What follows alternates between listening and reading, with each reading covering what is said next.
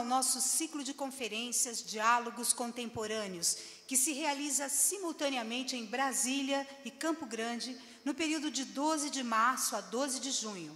São 22 palestras realizadas na Câmara Municipal de Campo Grande e no Museu da República, na capital do país, todos com entrada franca.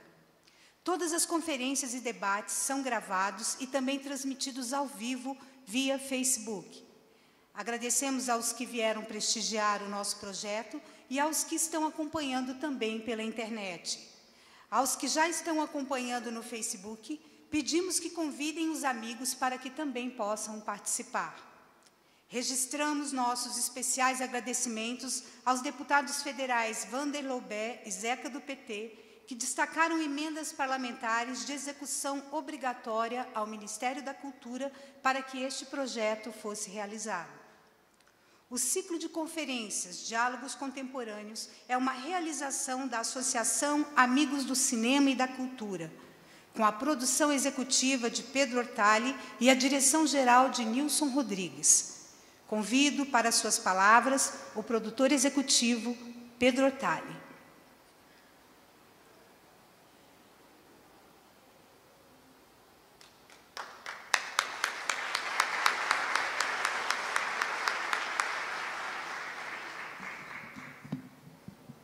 Boa noite a todas e todos. Inicialmente, eu quero, em nome da produção do projeto Diálogos Contemporâneos, registrar aqui a nossa solidariedade ao vereador João Rocha, presidente da Câmara Municipal, pelo fato do falecimento da esposa dele na noite de ontem. Então, nosso abraço, nosso afeto, nossa gratidão ao vereador João Rocha e nossa solidariedade nesse momento. Nós estamos na quinta conferência das 8 desse ciclo. Já foram discutidos aqui em 4 conferências temas como ética e intolerância na internet, a questão dos instrumentos para a educação de crianças e jovens e adultos, a sociedade em rede, em que se discutiu o declínio das mídias tradicionais e as tecnologias digitais nessa nova configuração da sociedade, e o último deles discutiu a escravidão, o patrimonialismo, o cartorialismo no Estado brasileiro, com grandes intelectuais, os 4 intelectuais que passaram, pesquisadores, alguns são nomes de expressão no país, a Viviane Mosé, a Márcia Tiburi, o professor Renato Giannini e Gessete Souza. Eu fiz questão de lembrar desses 4 debates porque a gente tem o prazer de anunciar que a Federação dos Trabalhadores em Educação de Mato Grosso do Sul vai publicar esses 4 textos na revista Atuação. Então, a gente espera que o projeto ele se desdobre e chegue ao maior número de pessoas, porque esses temas são de absoluto relevo para a sociedade dos nossos dias, em tempos de escolas sem partido, de obscurantismo e de forças que querem, em alguma medida, interferir na pluralidade tão cara para nós todos, para a nossa sociedade. Finalmente, quero aproveitar aqui também para, mais uma vez, agradecer a presença de cada um de vocês que está aqui hoje. A gente vê que algumas pessoas estão presentes, vieram desde da primeira conferência. Muito nos honra a presença de vocês. E, finalmente, hoje eu tive o desprazer de ler uma notícia que o projeto A Escola Sem Partido está em andamento no Congresso, está em tramitação. E isso, a propósito, lembra da importância de se discutir os grupos, que ocupam os espaços de poder no Estado. Então, a questão de discutir o secularismo me parece ser da mais alta relevância e, nesse sentido, nós queremos já agradecer a presença do professor Josimar Maciel, da Universidade Católica Dom Bosco, que vai mediar essa conferência. Muito obrigado, professor, pela presença. E do nosso conferencista de hoje, professor Vladimir Safatli, que está numa maratona de viagem, mas veio para nos apresentar, para apresentar para a gente hoje essa discussão do Estado e da questão do secularismo no Estado e grupos religiosos. Então, uma boa conferência a todos nós. Mais uma vez, muito obrigado pela presença de todos. Obrigada, Pedro.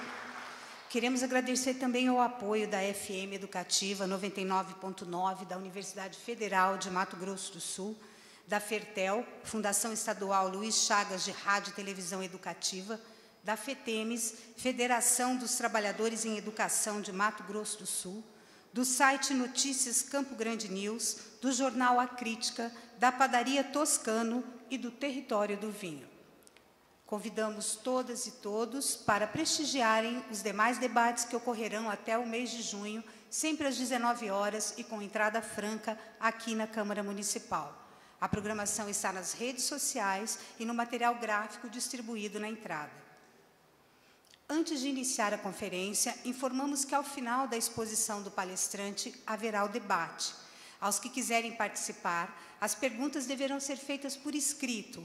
Nossas auxiliares estão posicionadas, as moças estarão na lateral, e vocês podem levantar a mão e solicitar o papel para apresentarem suas considerações ou questões. Para o bom andamento dos trabalhos, lembramos também que temos 2 horas para realizar toda a atividade. Portanto, as perguntas serão recolhidas até no máximo 15 minutos após a exposição do palestrante. Ao final, Vladimir Safatli autografará os livros. Pedimos a gentileza também de desligarem os seus celulares. Para fazer a mediação do debate, convido para vir à frente o professor Josemar Campos Maciel, doutor em Psicologia, docente do Bacharelado em Filosofia e Programa de Pós-Graduação em Desenvolvimento Local da Universidade Católica Dom Bosco.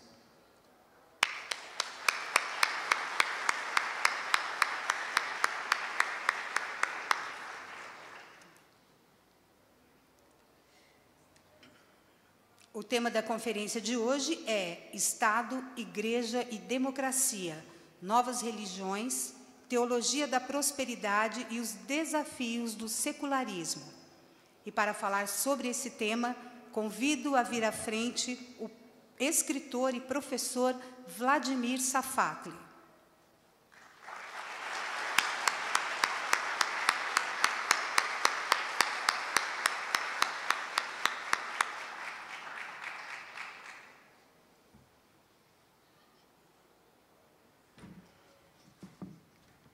Passo agora a condução da conferência para o professor Josemar Campos Maciel. Muito obrigado. Boa noite a todas, boa noite a todos, boa noite, professor. Eu não vou falar muito porque nós estamos todos muito ansiosos para ouvir o professor Vladimir. Eu só queria primeiro agradecer pelo me juntar àqueles que anotam a coragem e a oportunidade desta iniciativa. O Brasil é um país que precisa destes espaços, e especialmente Campo Grande, Mato Grosso do Sul, né? Nós precisamos de espaço para respirar democraticamente. E eu queria dar uma pequena palavrinha introdutória à conferência, que é um testemunho pessoal, muito breve, muito situado.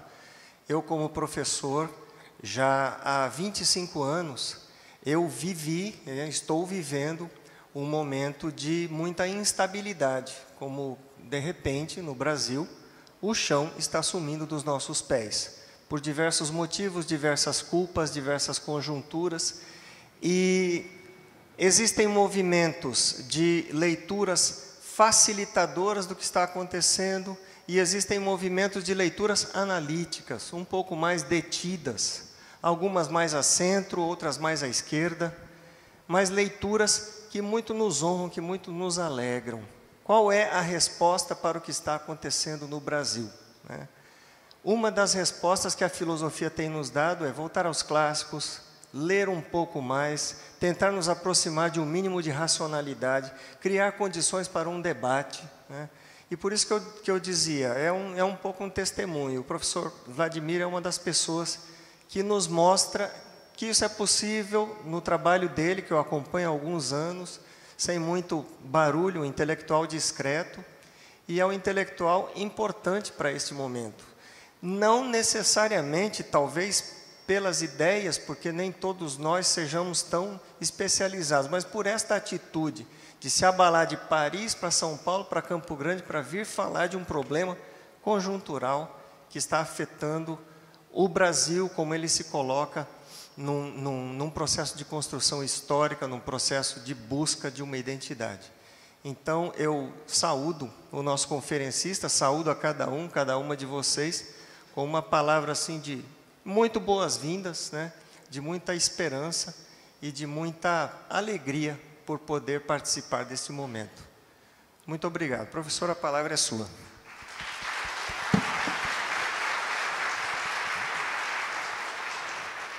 Ok, então, inicialmente eu gostaria de agradecer, primeiro, a presença de todos vocês aqui. Para mim é uma grande felicidade poder estar aqui com vocês para discutir um assunto tão importante para todos nós, né?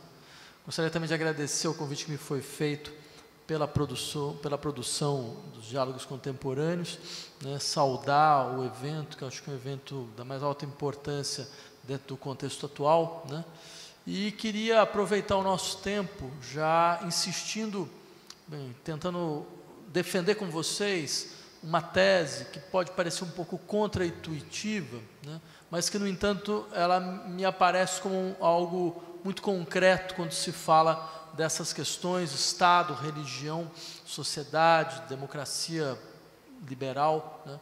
Que é, na verdade, a relação entre religião e política nas nossas sociedades ocidentais é uma relação muito mais complexa do que inicialmente poderia parecer. Pelo fato de que nossas sociedades, paradoxalmente, nunca foram sociedades realmente laicas. Ou seja, sociedades nas quais a influência da religião no campo político está radicalmente limitado. Eu insisto nesse aspecto. Por mais que nós tenhamos uma certa narrativa da modernidade como secularização, processo de modernização com processo de afastamento da religião, do núcleo fundamental de produção do sentido da vida social, eu insistiria que essa leitura ela é limitada, né? E ela não condiz, de fato, com aquilo que nós vemos na realidade. Bem, vocês talvez conheçam um pouco essa leitura de que a modernidade ela vai impondo gradativamente um desencantamento do mundo. Esse desencantamento do mundo, ele poderia ser compreendido, entre outras coisas, da seguinte forma: sociedades, elas têm esferas de valores, né? As artes, a moral, a economia, a cultura, a política, cada uma são esferas de valores, né? Essas esferas de valores, elas inicialmente elas estariam vinculadas a uma esfera central, que seria responsável por fornecer o sentido de todas elas. Essa esfera central era dada pela religião, pelos mitos teológicos próprios da religião, que vão então constituir um pouco da racionalidade de todos os outros campos. A moral, para saber o que lhe é devido, olha para a religião. A cultura também, a economia também, certo? A política também. Essas seriam sociedades pré-modernas. Sociedades modernas seriam sociedades que teriam retirado esse poder unificador central. Quando se fala no século XIX, por exemplo, Deus está morto, né? Deus está morto, entre outras coisas, tem uma das maneiras de entender uma frase como essa, exatamente essa: o poder unificador da religião desapareceu.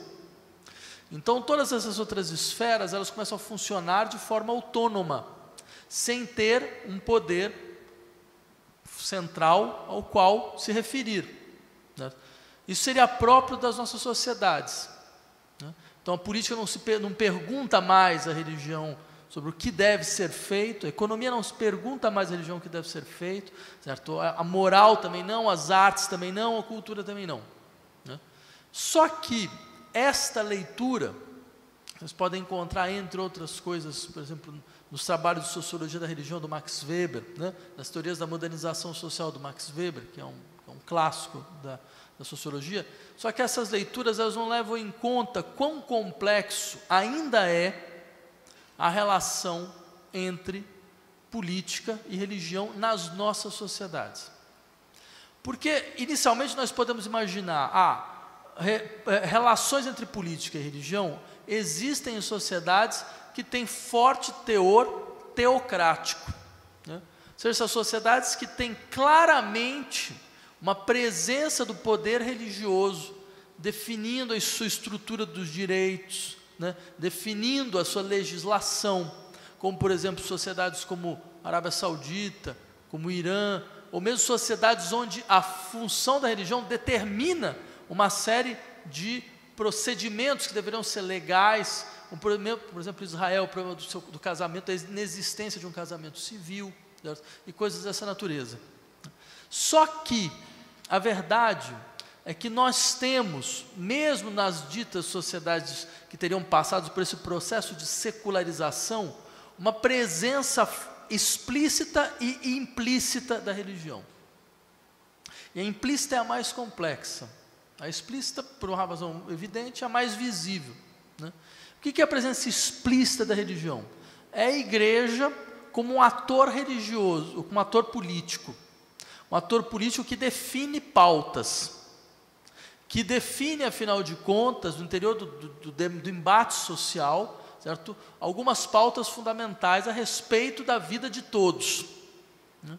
Então, a igreja que interfere em questões vinculadas à reprodução, questões vinculadas ao aborto, questões vinculadas à sexualidade, questões vinculadas à educação, questões vinculadas às minorias, ou pelo menos aos movimentos, né, de afirmação das suas singularidades no campo da sexualidade. Quer dizer, a igreja interferindo a todo momento nesse tipo de dinâmica. A gente percebe isso explicitamente, de forma um pouco mais forte em certas sociedades, de forma menos forte em outras, né?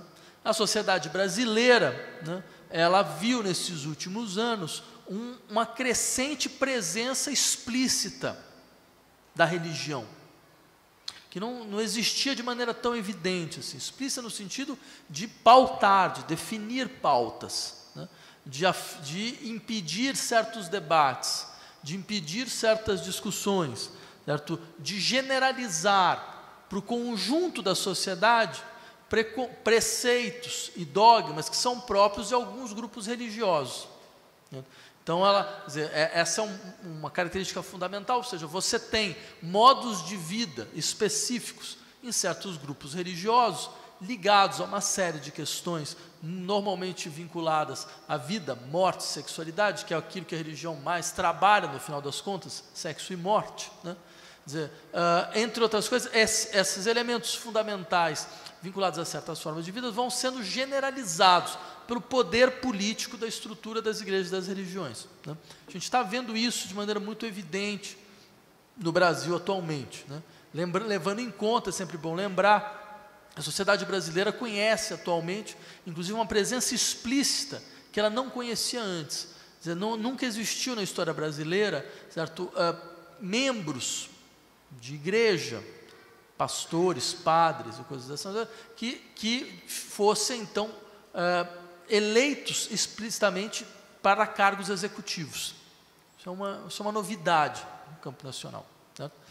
Só que, é claro, esse tipo de embate, quer dizer, ele faz parte um pouco do processo próprio das democracias, porque ele faz parte um pouco do embate a respeito do que vão ser, de como o Estado organiza a sua biopolítica.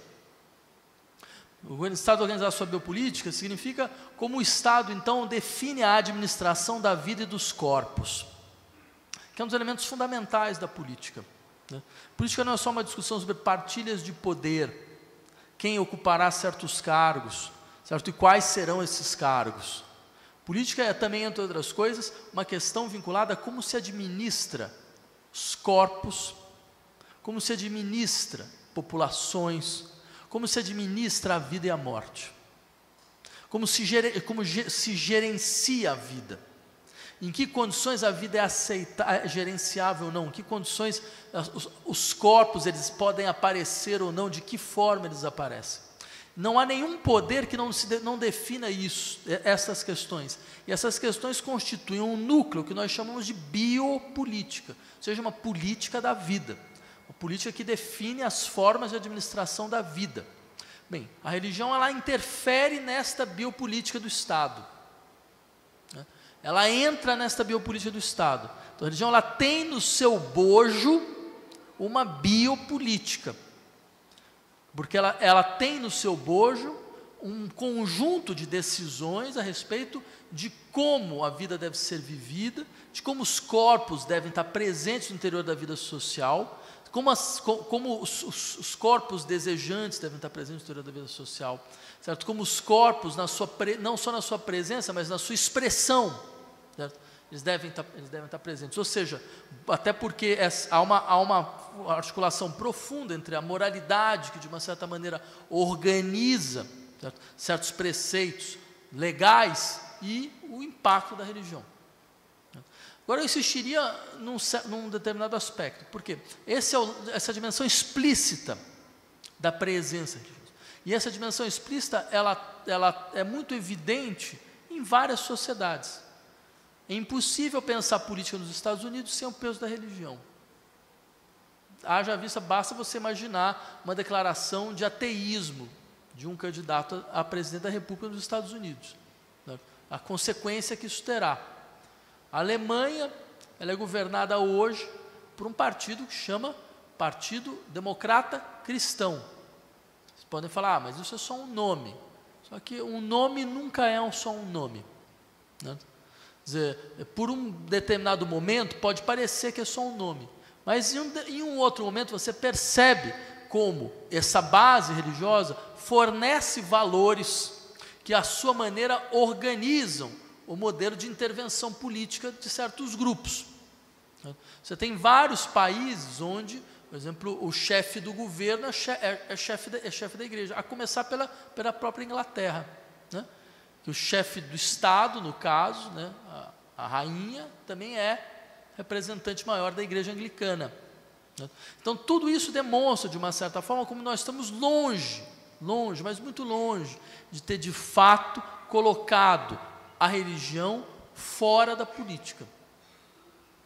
Só que ainda tem uma outra dimensão, como eu havia dito a vocês, que é uma dimensão implícita no sentido forte do termo. Boa parte dos conceitos que organizam a nossa experiência política tiveram sua origem na religião, a começar pelo conceito de indivíduo, que é para nós tão presente, principalmente para os liberais, quando os liberais falam bem, o que é a sociedade? A sociedade é uma associação de indivíduos, né? É uma associação de indivíduos que se organizam, então, seus próprios interesses a partir de uma série de relações contratuais ou relações protocontratuais, né? Poderia usar toda essa palestra para lembrar vocês como o conceito mesmo de indivíduo não é só um conceito psicológico, ele é um conceito que está fundamentalmente vinculado a uma certa teologia, né? Há uma teologia que faz, então, com que várias características próprias, aquilo que seria a dimensão, certo, do elemento de organização da forma do divino, como se ser causa de si mesmo, né?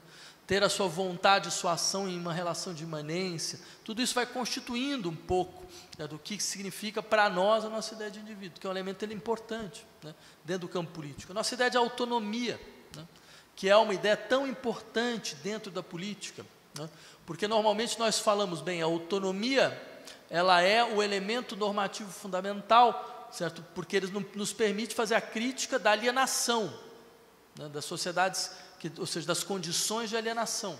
Só que a autonomia como autolegislação, autonomos, né, ter a sua própria lei, né, ela, de uma certa forma, é a secularização de um princípio fundamental da teologia, né?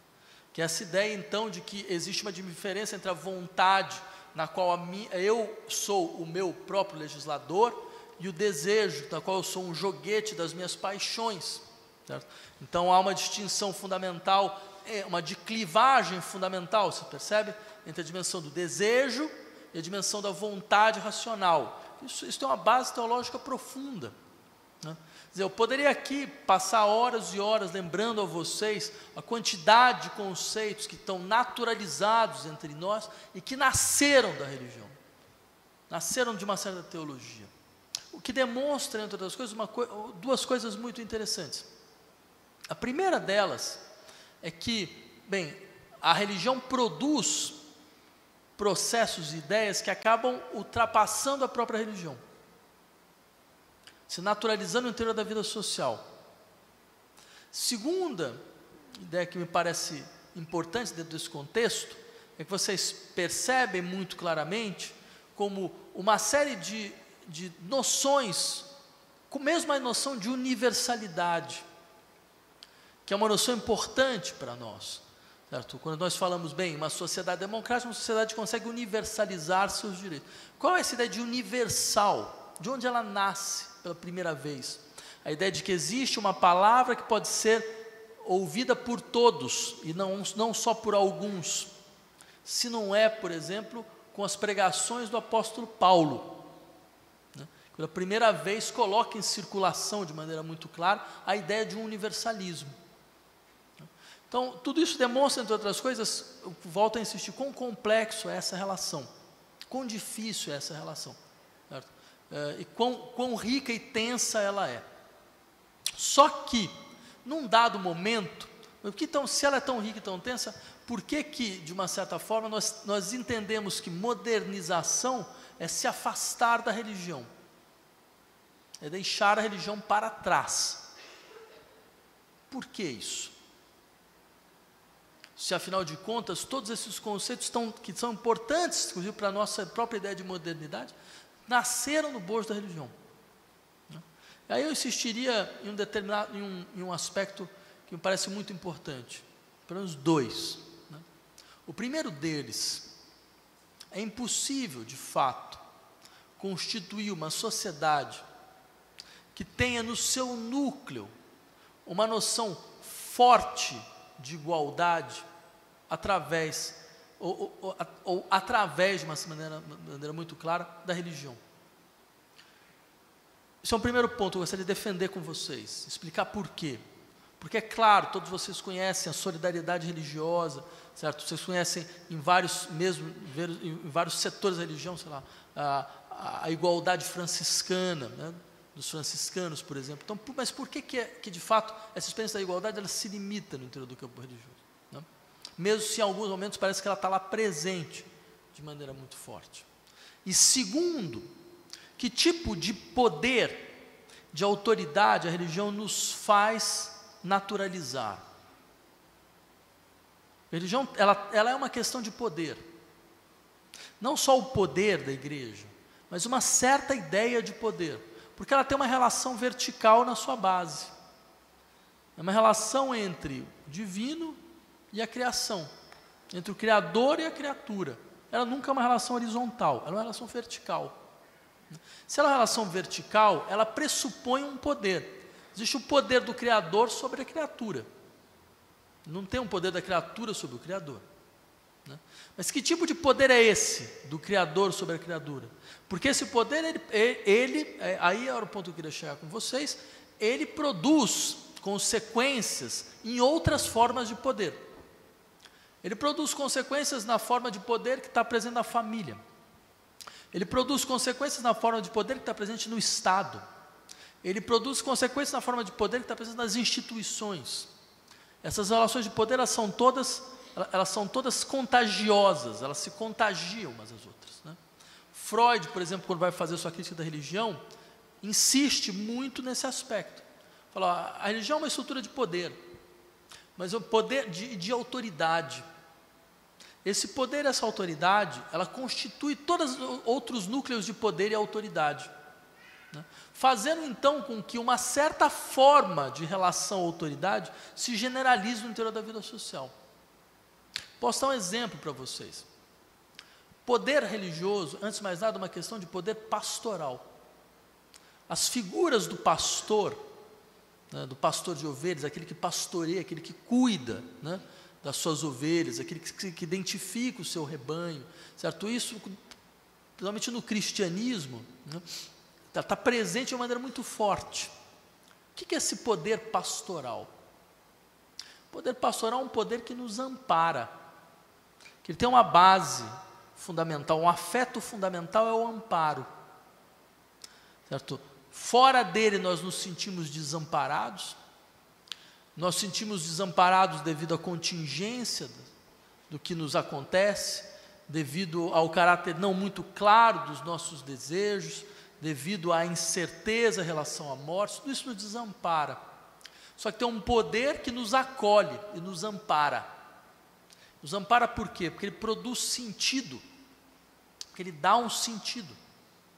Se alguém, como Jacques Lacan dizia, o sentido é sempre religioso, era exatamente por causa disso.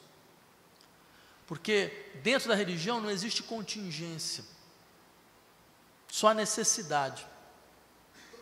Não existe aquilo que ocorre de maneira absolutamente contingente e que poderia ser completamente diferente. Existe aquilo que obedece um plano, que se organiza sob a forma de um plano. Ao se organizar sob a forma de um plano, certo? Que tipo de afeto isso produz? Produz um afeto de segurança. Existe um plano. Não? Então, fiquem tranquilos, tem um plano. As coisas não são completamente casuais. Elas não estão marcadas pela contingência absoluta dos processos. Não, existe uma necessidade.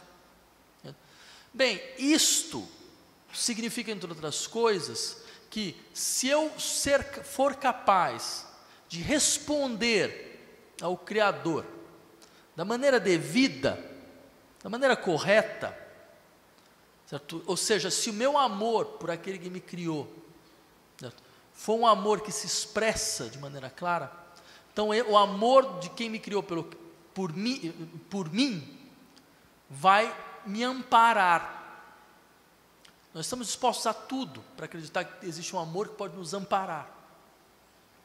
Bem, você percebe, essa relação de poder, então, ela não é marcada sobre uma relação de coerção só, sobre uma relação de medo, sobre uma relação de, olha, se você não fizer isso, bem, veja a punição, certo? Ela não é marcada sobre uma relação de violência, não há nenhuma relação de poder que seja só uma relação de coerção.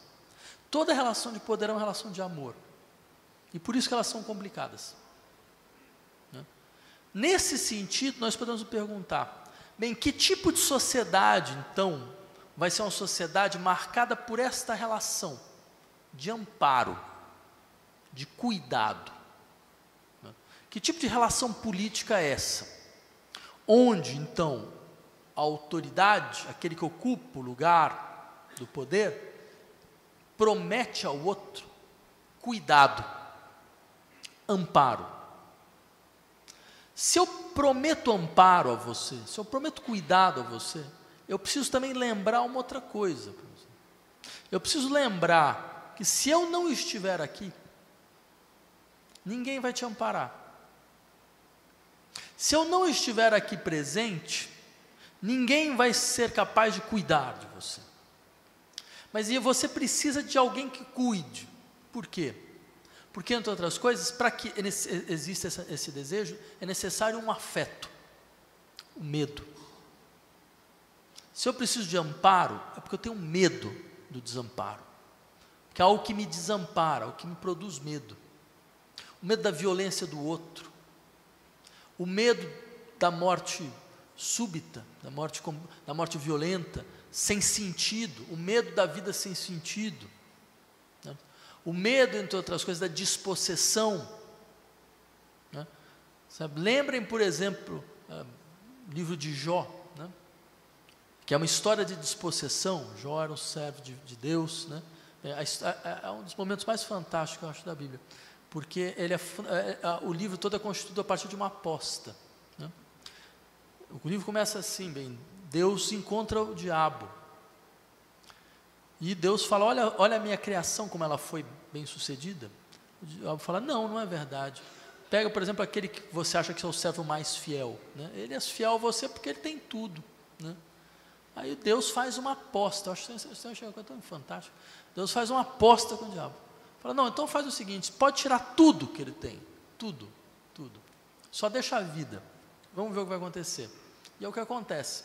Então ele realiza o maior de todos os medos, o medo do desamparo absoluto, né? O medo de eu perder, não só perder tudo, mas eu falar, mas eu fui tão fiel, por que isso acontece comigo? E ao final, o que é fantástico de todo o livro, a justificativa não se dá quando Jó se volta e fala, mas por que isso acontece comigo? Né? A resposta de Deus é um pouco, bem, mas quem é você para fazer essa pergunta? Né?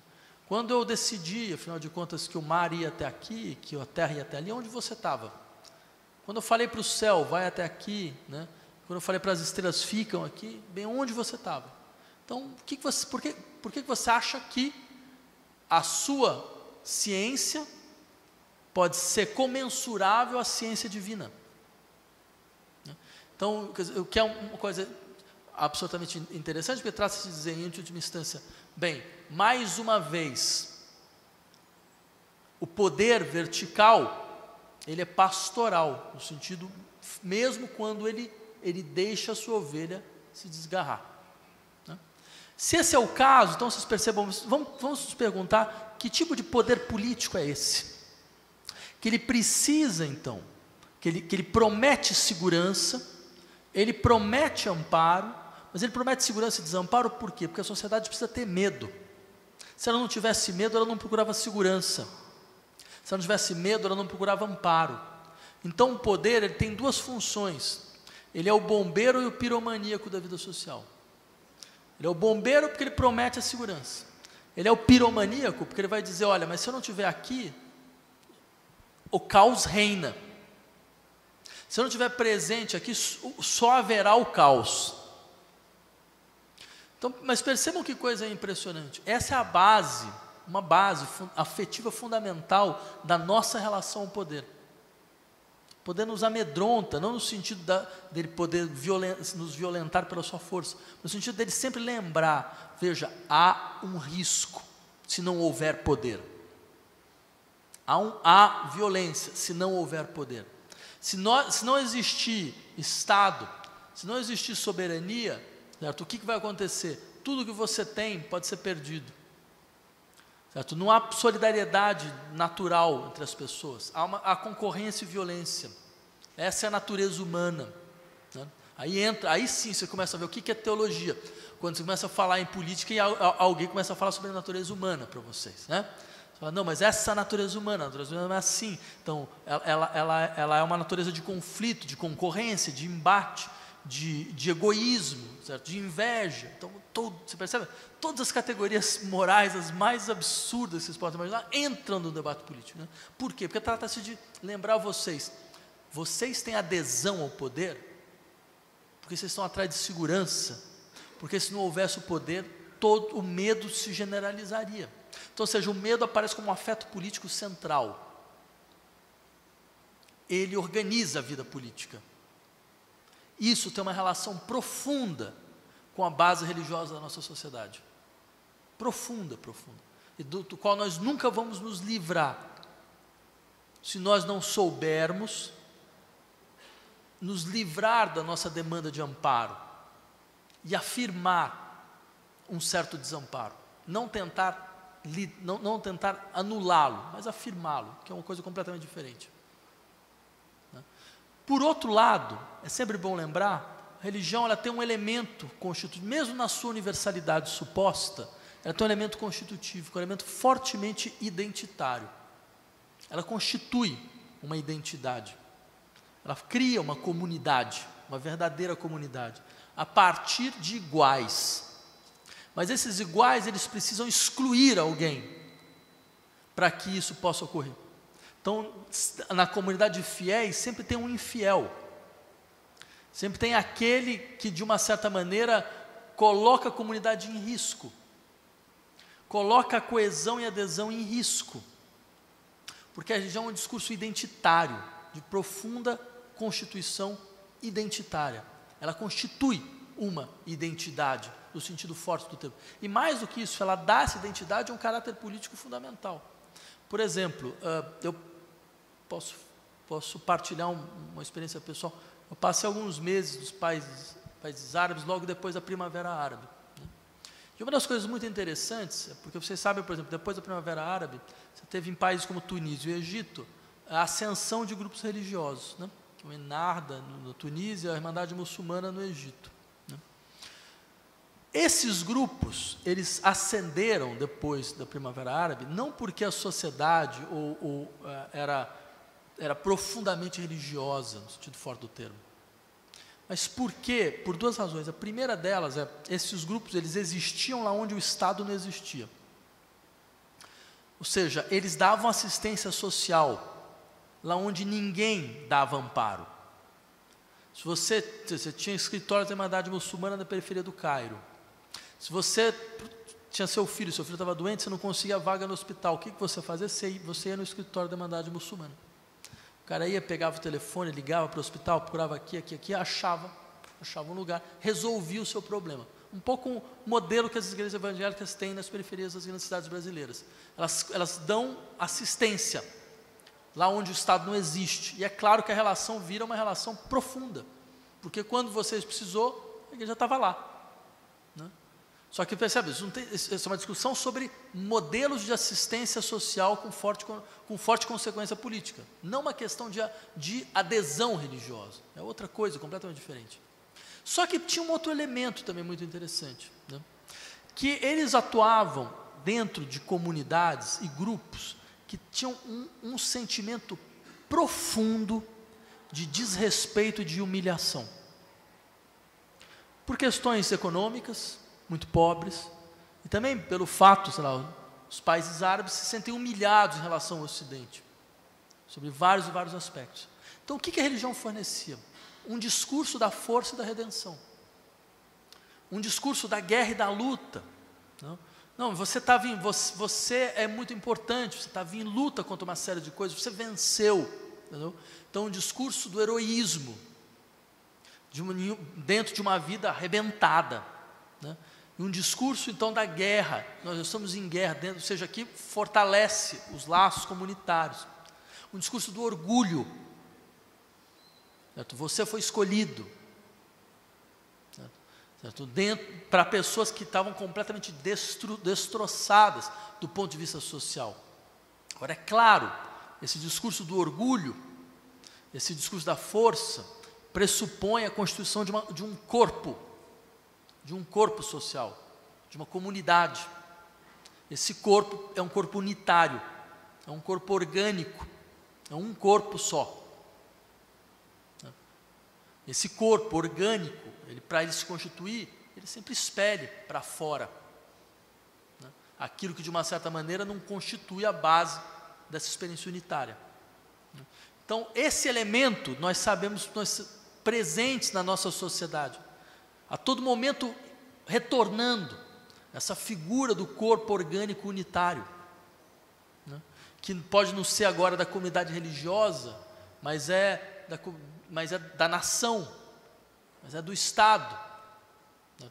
Mas é, em última instância, daqueles que partilham os mesmos valores, como se, afinal de contas, nós não vivêssemos numa sociedade que, entre outras coisas, tem como uma das características fundamentais não ter valor partilhado. As sociedades são profundamente conflituais por causa disso, porque elas dão espaço a várias formas de vida em conflito. Então, elas não têm um valor comum, não tem uma gramática comum de conflitos, não tem nada parecido. Por isso que elas são políticas. Porque aí eu terminaria insistindo nesse aspecto. O que aproxima, para além de tudo isso, estão percebendo? Quer dizer, como a presença da religião ela é forte no interior da nossa vida social. E ela tem um outro elemento. Né? Por que ela cresce em certos momentos? Porque a religião é um discurso de transformação. É sempre bom lembrar isso. É um discurso de transformação, um discurso de nascer novamente. A própria ideia de conversão, eu estava falando sobre o Paulo, lembra o que significa conversão paulínea? Né? Paulo muda, inclusive, de nome. Ele abandona o seu nome romano, ele constrói um outro nome para si. Ou seja, ele se converte no sentido forte, ele nasce de novo. Essa experiência da transformação radical é uma experiência política também, que a política partilha com a religião. Só que, quando a religião ela consegue impor como o modelo de transformação, é porque a política está desaparecendo. É porque a política não está mais conseguindo seu discurso de transformação. E isso que acontece numa sociedade como a nossa hoje. A política perdeu a força de ser o discurso de transformação. Então a religião sobe. Ela aparece nesse vácuo. E a questão interessante é porque a política perde a força de ser um discurso efetivo de transformação radical. Mas a transformação não só da vida social, mas a transformação dos sujeitos. A transformação da maneira como as pessoas se autocompreendem. Porque as pessoas, elas realmente, como elas se entendem. Esse é o elemento fundamental da política. A política ela pressupõe uma transformação da vida social, da maneira de perceber, de sentir e de ser afetado. Posso dar um exemplo. Na África do Sul, na época do Apartheid, né, isso quem fala são os negros. O que era mais brutal era a invisibilidade dos negros. Ou seja, os brancos agiam como se os negros não estivessem presentes. Alguns fazem isso, ou pelo menos faziam, sei lá, quando se tinha empregado em casa, né? Então, você fala como se não tivesse ninguém, né? Isso era um fenômeno social fundamental da segregação, ou seja, que é o elemento fundamental da humilhação social, a invisibilidade. Você não é visível, mesmo se você esteja estando lá, você não é visível. Bem, essa invisibilidade, ela muda quando a estrutura política muda, ou seja, em última instância, a percepção, você percebe? A percepção social se modifica. O que é sentido, o que não é sentido se modifica. Por isso que é tão problemático para alguns, essa modificação na circulação dos corpos na vida social. Corpos que começam a circular e ser visíveis, e não deveriam ser visíveis. Né? Que as pessoas preferiam não ver. Por que preferiam não ver? Porque significa, entre outras coisas, eu prefiro agir como se não existisse. Eu prefiro que a vida social, ela invisibilize aqueles que eu não quero, que eu preferia que não existisse. Então, se esse é o caso, por isso que a política é um elemento de transformação profundo. Só que existem certos momentos onde ela perde essa força de transformação. E é muito interessante que quando nesses momentos ela perde, setores da população vão procurar outras experiências de transformação. E essa é uma grande questão. O que aconteceu na sociedade brasileira para que a política deixasse de ser uma experiência radical de transformação? Era isso. Muito obrigado.